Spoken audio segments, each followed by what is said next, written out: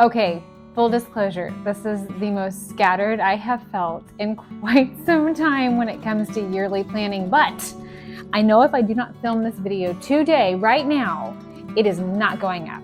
So we're just gonna pull the trigger and get started. So let's talk yearly planning.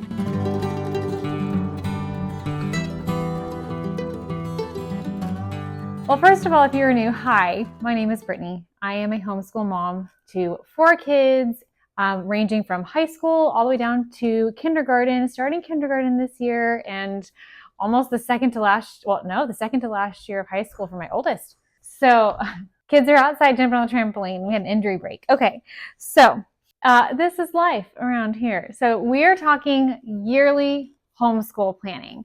So I am pretty much done with my yearly planning at this point because I was trying to get everything all together, and then I realized I was moving more into monthly, weekly planning, and so I wanted to just go ahead and stop where I was at because I'm going to do a whole video on how I am monthly and weekly planning as well. But for now, we're going to just talk yearly planning. Okay, so the first thing I should mention is I live in the state of Texas, and in my state, the requirements for homeschooling is where I obviously start when I start with my yearly planning. So in the state of Texas, there's no reporting that actually has to happen. The requirements for homeschooling, there are several subjects that we have to hit, like math, language arts, good citizenship, stuff like that. But there are no requirements as far as days or reporting or testing or anything like that. So there's a lot of freedom in what we can do. I typically stick to about 175, 180 days with our homeschool. I plan for 180 days, realizing that we will probably take a couple of days off for sick days. And then I also bank several days, which you will see as I am planning. Okay, so the first thing that I will go through and do is I'm going to print out a calendar for this school year. And this one is just a free printable I found online. I created my own planner. I'm going to do a flip through of that at some point too. And then I've kind of modeled my entire planner after this calendar that I found because it was so pretty. And so this is the 2025-2026 school year. It goes from July through June, which is perfect because we school July through June. And so the first thing I am going to do with my calendar is I am going to go through and I am going to box off any birthdays, because in our home, birthdays are holidays. We don't take the normal holidays, like Columbus Day or whatnot. We take birthdays off. And so I'm going to go through and box out any birthdays. Then I'm going to go back and I will circle the day that I think that I would like to start. For us, that is typically the first Monday after the 4th of July.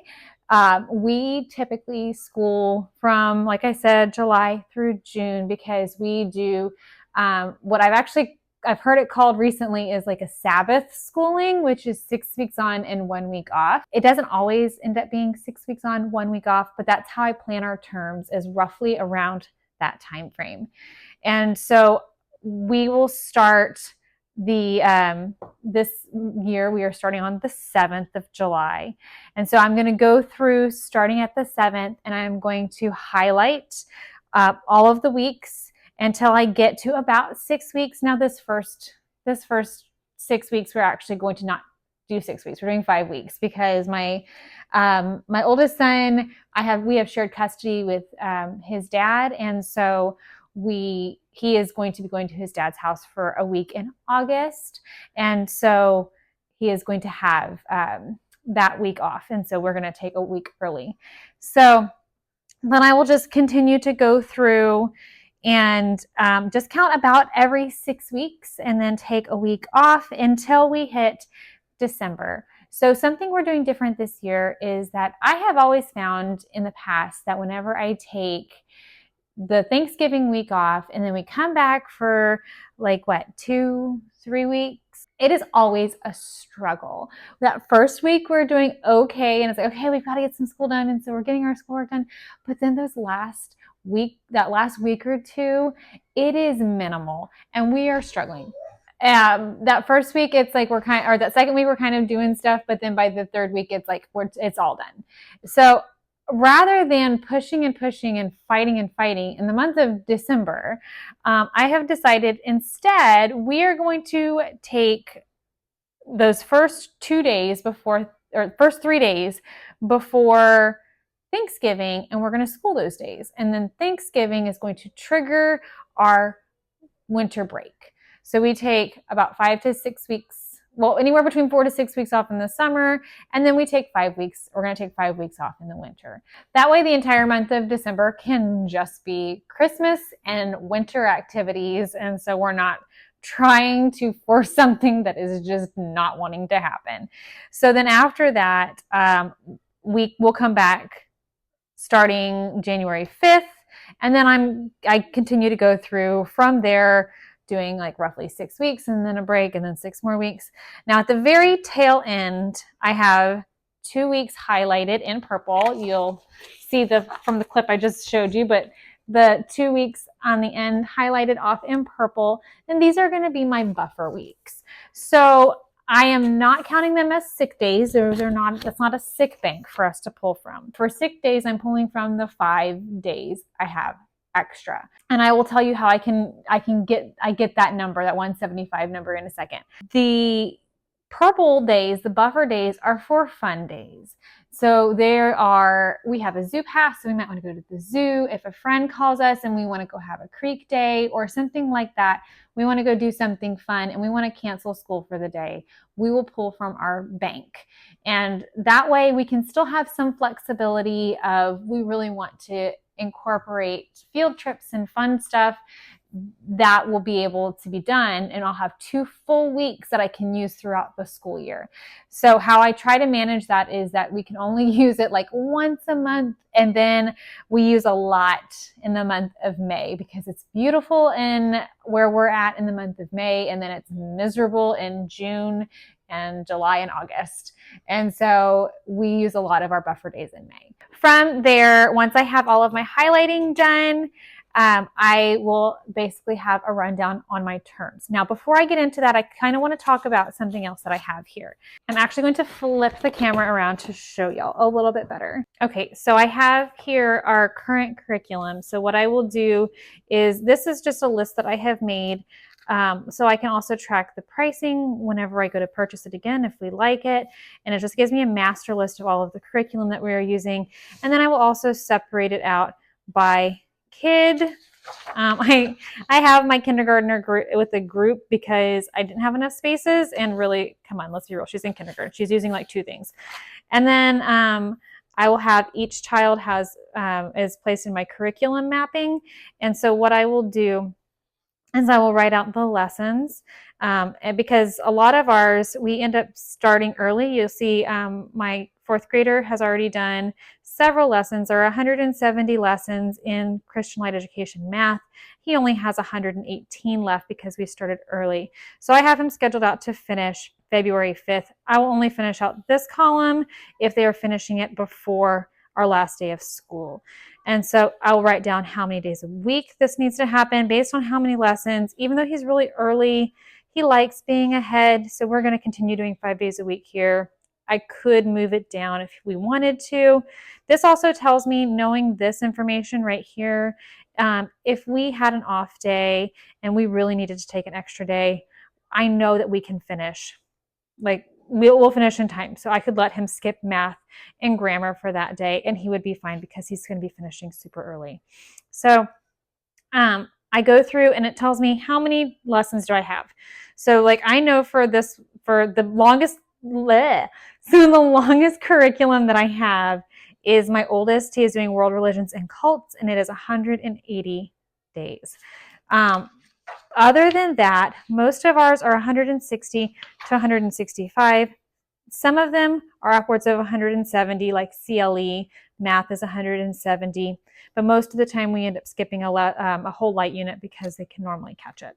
Oh my goodness, all of the interruptions. Okay, so We don't have anything that is longer than 170 lessons, with the exception of my oldest and his, but that is him and I. We are doing this together. And so I could honestly move some of these lessons into summer and it would be okay. So knowing that I only have, max of maybe 170 lessons, most of them are less than that, enables me to be able to say I can take 175 school days and that will cover everything that we have.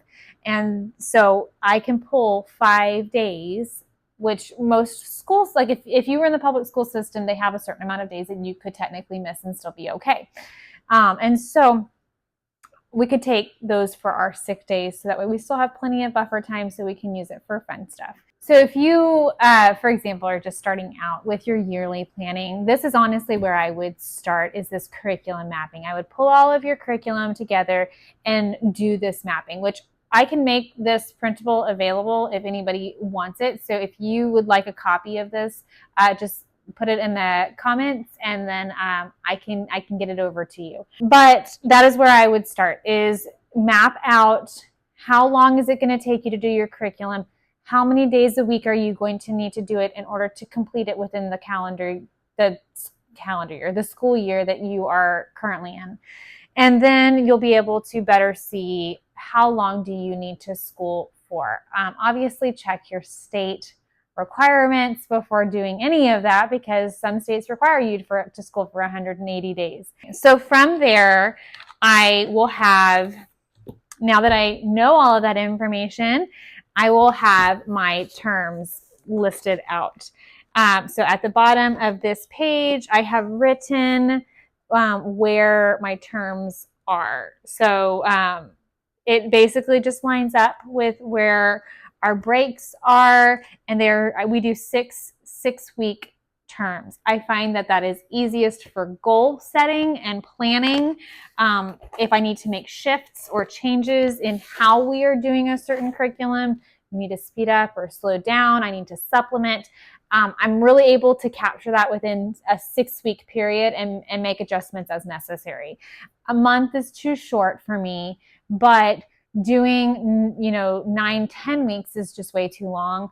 And since we schooled that way with the 6 weeks on, 1 week off, it just makes sense. So from there, I come over, and this is when I kind of start moving more into term planning.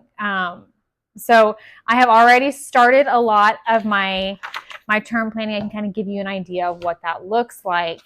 So I will go through, and I have all of my term 1 goals. So this is going to be my start out point. And I am going to go through and start with, I have each child, and so I have all 4 of my kids, plus our group subjects, our habit that we're going to be working on, our enrichment, the read alouds, and this year we're working on some manners. It's a manner of the week that we're going to be focusing on each week. And so I'm going to go through, I write when my term is going to be and how long it is, and I start setting some goals. So by the end of term 1, where do I want to be in our curriculum? So I can see if we are staying on track. And then I go through, and I have already started setting up the month of July. I'm going to go through and find all of our projects. I have our homeschool day, our park day that we meet up with the homeschool group on here. I'm going to go through and list out all of my weeks. I do have all of our weeks listed out on my yearly calendar. I don't know if you'll be able to see it very well, but all of my weeks are listed out on here. To get to 36 weeks, you will see, actually it's worked out so perfectly, because our 18th week, which is halfway through, is this week right before Thanksgiving, right before we take our winter break, and then we'll have 18 weeks at the very end of our year also. And then I will go through in the calendar as we hit each month, and I will notate the weeks that we are in on the Monday. And I'm going to go through in any history projects that we are going to do, any science projects that we're going to do. I'll also log my oldest son's chemistry labs that he's going to be doing. And then over here, I have a space for supplies. And so I am going to write down all of the supplies I need for the month of July. So as soon as we hit the weekend before, I'm going to be going to the store or Amazon and ordering all of this. Most of the stuff that we do is stuff we already have on hand, and making sure I have all of that pulled together. And then I'll also go through and kind of figure out the books that I want us to have and put that over in my notes section of the books that I want to pull as well. I just haven't got, like I said, I started getting into monthly planning, and I'm like, oh, this is not exactly how I want to do it. So for goal setting, we do terms. For planning, I do months because I want to make sure I have all of my supplies. And then I do get down into nitty gritty weeks as well, but that's on a week to week basis. One of the things I do make sure to do, because we go off of the Sunlight reading list for literature, is let me see if I still have the page. My chicken ate a lot of my stuff. Quite literally, the spiral, she has eaten pages out of it. I have figured out I cannot have stuff laying on the floor or else she will eat it. So this is an example for my 4th grader. I have all of his books. This is the first page, and then there's another page on the back. I will go through their literature picks, and I'm going to write down the title, how many pages it is, if it's a larger font or a smaller font, how many chapters it is, roughly how much I think that he is capable of reading within a day. So for he's going to read the littles, and that is going to be 2 chapters a day. And then roughly how many days is it going to take him to finish that book? And then that gives me a rough idea of how many reading days is he going to need in order to read all of the assigned literature I'm giving him. And so then I write it at the top, 158 days for his literature. This I am going to probably just put in a pocket somewhere in here. Next year, I will definitely make a printable for this, because that feels like it's going to get lost, and I don't want to have to rewrite all of that. Doing that helps me to be able to make sure I have enough literature without it being too much. And I think that pretty much covers all of our yearly planning, besides down to the nitty-gritty lesson plans, which I am going to have those videos coming at some point. Thank you so much for hanging out with me today.